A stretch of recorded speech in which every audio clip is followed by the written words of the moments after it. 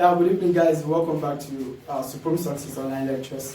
I remain my own Mr. Factor. I know by name, and I will be taking you through government.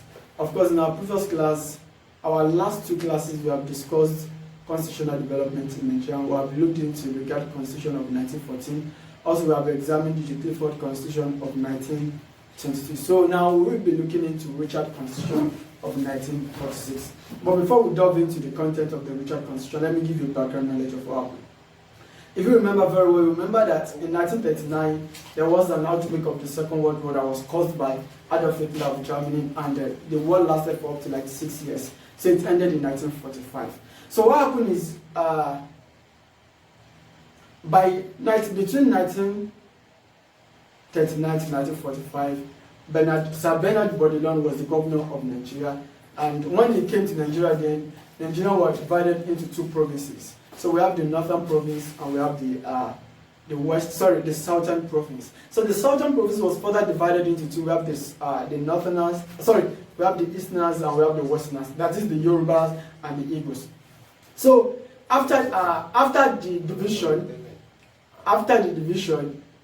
it was rounding up with a constitution that will bring Nigerians together, that will serve as a unity constitution. But he could not finish that until his brother came on board. It was as at 1939, he was about finishing the constitution before Richard came on board to take over from Sir Bernard Bodilon. That is in 1945. So when Sir Bernard Bodilon came, he completed the constitution that entrenched what we call federalism in Nigeria's system. So the constitution basically introduced what we call regionalism. But before we delve into that, let's look into the features on a general note. So what are the features of Richard Constitution? One of the features that we have the Executive Council, as we had it under Clifford Constitution, the Executive Council. Also we have the Legislative Council. What we call regionalism. I think these are the major essential things that were introduced. Now we have to explain one or two things, because all other things were same as that of Clifford Constitution. So the Executive Council, as usual, they were all white. There's nothing new about the Executive Councils. It contained all white, in which the governor, that is the person of Richard, was in charge of the council, and nothing new happened under the Executive Council other than what all members are white. However, in 1949, two Nigerians were included in the Executive Council, but that was in the later case. As at now, no Nigerian was included in the council. So let's talk about the Executive Council. The Executive Council comprises of how many members? Yes. Okay, I think we have 44 members. 44 members. So out of the 44 members, and we have 28 unofficial members. So out of these 28 unofficial members, we have 9 representatives from the north. We have 6 from the west, and we have 5 from the east. So from the eastern part of the country. So when we add them together, it will give us 20. So remaining 8 members that were unofficial. Out of the 8 members, 4 were nominated. 4 were nominated to represent business. Like that is what to be in charge of business. While the remaining 4 were elected. On the basis of what? On the basis of 3 from Lagos and 1 from Calabar. So this is basically the composition of the Legislative Council of Richard Constitution.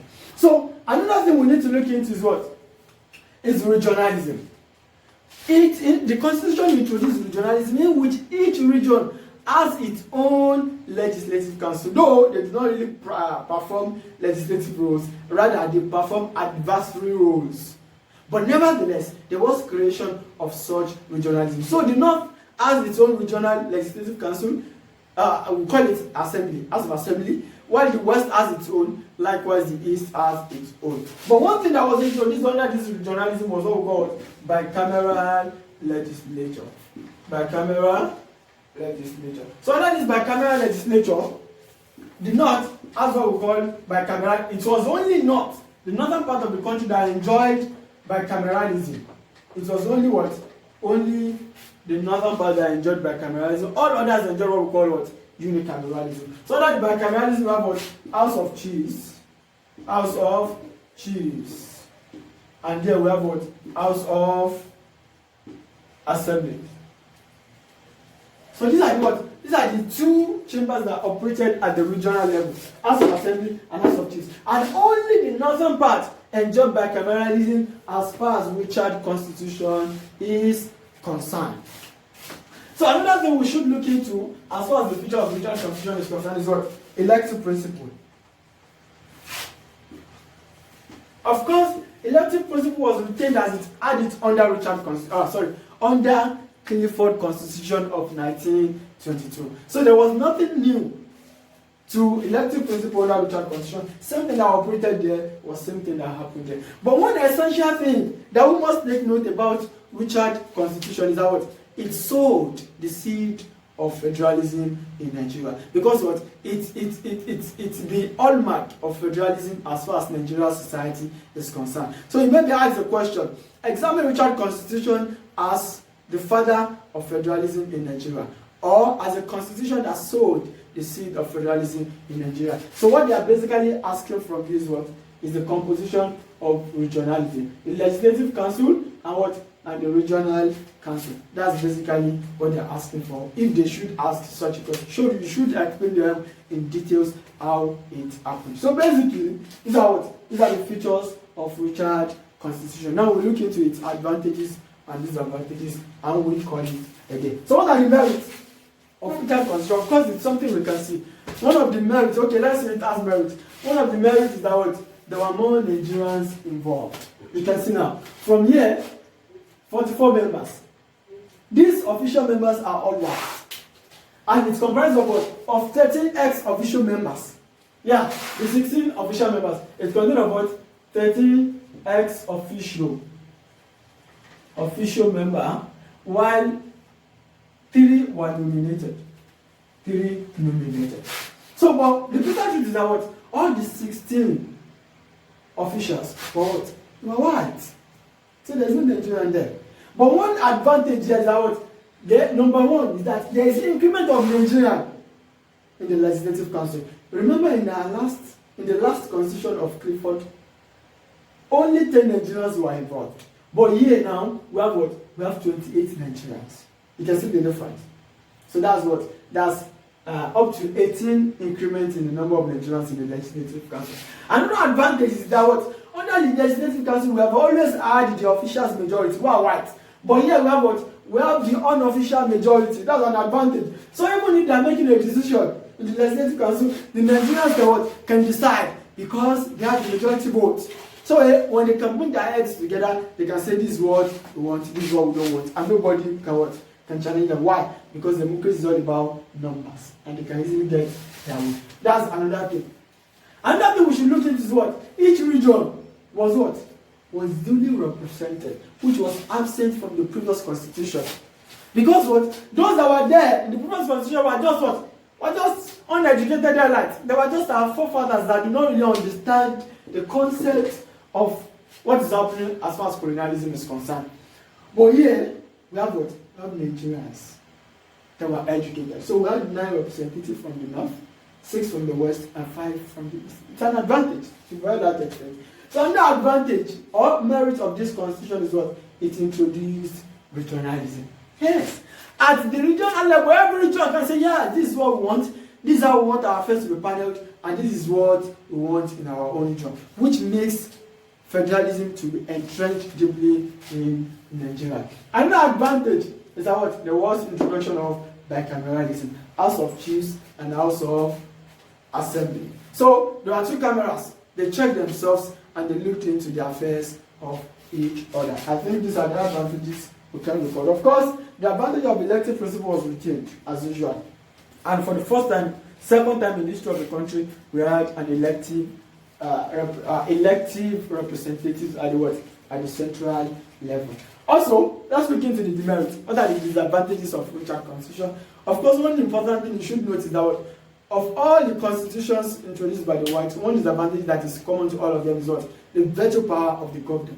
The governor has the power to do and undo. He has the power to veto and unveto whatever thing that a society that the House of Legislative made. So that's what the power of legislature.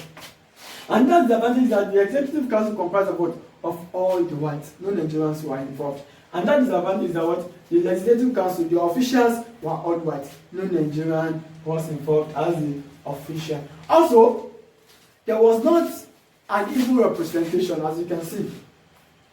9 representatives from the north, 6 from the west, 5 from the east. The bitter truth is that what? The north is more than the combination of the east and the west.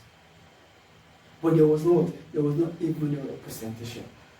And even in a situation whereby even Nigerians do not agree among themselves, the north will always find their way. Because what? They are majority. You know? Those are that's another disadvantage of the constitution. And that disadvantage is that what? Bicameralism was only introduced to the northern part. What's wrong with the west and the east? Of course, they should have bicameralism also, but it was only restricted to the northern part of the country. And that disadvantage is that what? The elective principle still remain limited. The limited franchise. Only limited persons can vote and be voted for.